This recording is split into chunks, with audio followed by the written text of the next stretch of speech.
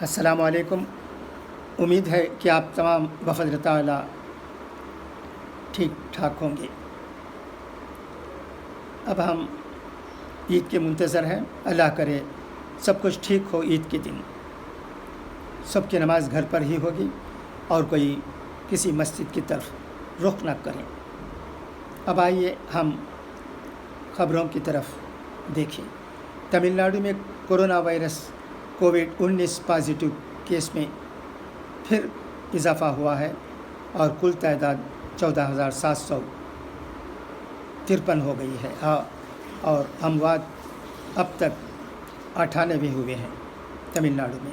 پورے ملک ہندوستان کی بات کریں تو کووڈ-19 کے پازیٹیو کیسز کی تعداد 1,18,447 ہے اور ان میں 67,330 کی سخت نگرانی ہو رہی ہے اور 48,530 صحت پائے ہیں۔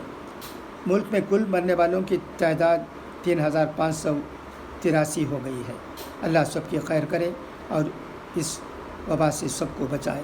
افسروں نے کہا ہے کہ پازیٹیو کیسز زیادہ بڑھتا رہا تو سخت احتیاطی قدم اٹھائے جائیں گے۔ ان کا یہ بھی کہنا ہے کہ اگر لاک ڈاؤن نہ ہوتا تو کووڈ-19 پازیٹیو کیسز میں بہت زیادہ اضافہ ہوتا۔ پاکستان میں ایک حادثہ۔ لاہور سے کراچی کو اڑان کرنے والی ایک فلائٹ جس میں 98 لوگ سفر کر رہے تھے کل حادثے کا شکار ہو گئی۔ یہ ٹیکنیکل فیلور کی وجہ سے کہا جاتا ہے۔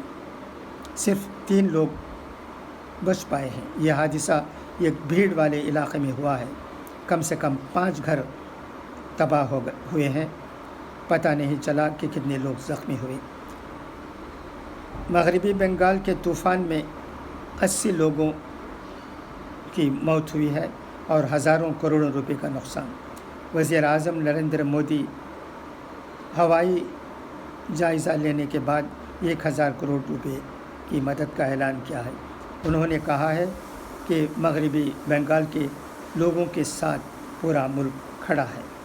وزیر اعلیٰ ممتا بنرجی نے کہا ہے کہ 1,00,000 کروڑ کا نقصان ہوا ہے اور یہ بہت بڑی مصیبت ہے، ڈیزاسٹر ہے، اس کے لیے کافی معاوضہ چاہیے۔ اور تمل ناڈو کی طرف دیکھیں تو پتہ چلتا ہے کہ تمل ناڈو میں کووڈ-19 کے لاک ڈاؤن میں پھنسے رہے 1,32,000 مہاجر مزدوروں کو ان کے گھر پہنچانے کے لیے 96 خاص ٹرینوں میں انتظامات کیے گئے۔ یہ بات وزیر خوراک کامراج نے حال میں کہا ہے۔ اور کئی لوگ تمل ناڈو میں پھنسے ہوئے ہیں، ان کے لیے بھی ان کے گھر پہنچانے کے لیے انتظامات کیے جا رہے ہیں۔